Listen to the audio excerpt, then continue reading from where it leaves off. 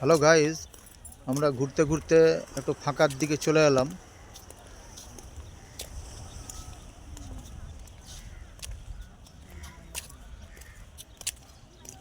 এই ফাঁকা জায়গায় এসে ওখান থেকে তোমাদের একটু সমুদ্রের যে সৌন্দর্য দেখানোর চেষ্টা করছি।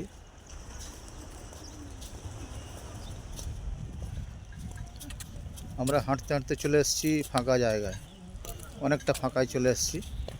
দেখতে পাচ্ছ এখানে সেরকমভাবে কেউ নেই, লোক সংখ্যা খুবই কম। আমি আগেটাই যাই দেখি, উপরটাই দৌড়াতে দৌড়াতে আসে। ওই ব্যাগটা এখানে রেখে দিই, এইগুলো লোক দিয়ে পালিয়ে পালিয়ে ধরে ধরে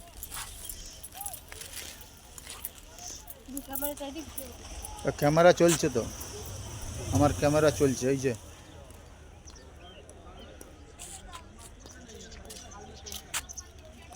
আমার ওয়াইফ চলে গেছে সামনে, ওখান থেকে শ্যুট করবে বলে ওখান অনেকটা সামনে চলে গেছে এগিয়ে। বলছে আমি এগিয়ে আসবো দৌড়ে, ওখান থেকে একটু শ্যুটটা করতে হবে। ঠিক আছে,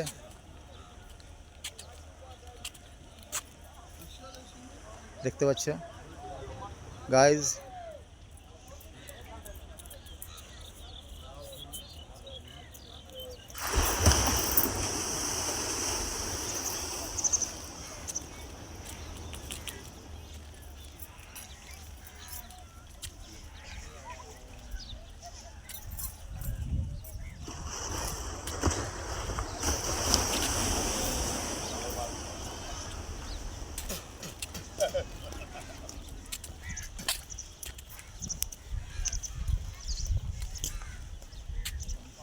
ওই দিকটাই ঝাউ গাছগুলো আছে।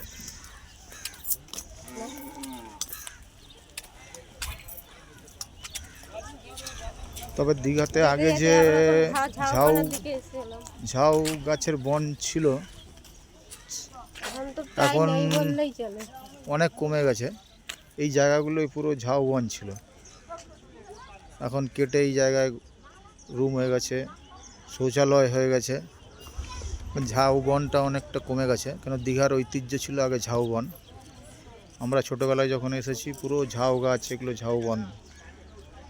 এখন সেই ঝাউ বন আর নেই। বহু বাংলা সিনেমায় আমরা দেখেছি ঝাউ বন দীঘার, এখন সেই ঝাউ বন অনেক কমে গেছে। কিছুটা জায়গা জুড়ে শুধু আছে। আমরা এই সামনে যাচ্ছি, সামনেই আছে ঝাউ বন।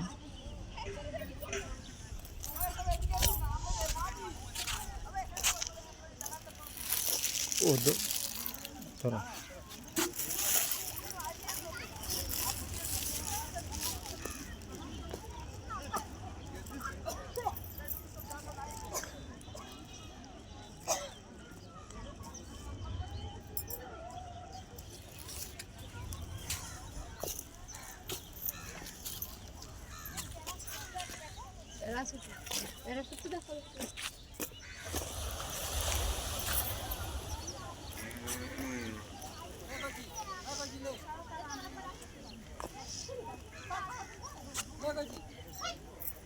দেখতে পাচ্ছ সমুদ্রের উপরে প্যারাশুট।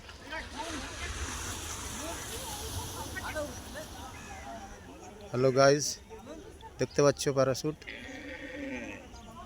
তোমাদের একটু দেখানোর চেষ্টা করছি, তোমরাও উপভোগ করো এই সুন্দর দৃশ্য।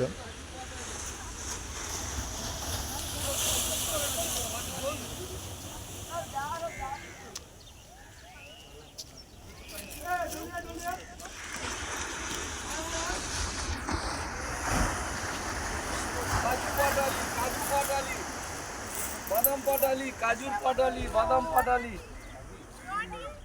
কাজু খাবে, বাদাম খাবে, বাড়ির জন্য নেবে। কাজু পাটালি, কাজু খাবে, বাদাম খাবে, কাজু খাবে, কাজু পাটালি।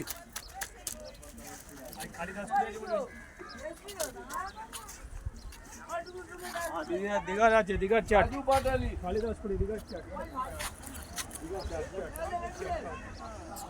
কাজু পাটালি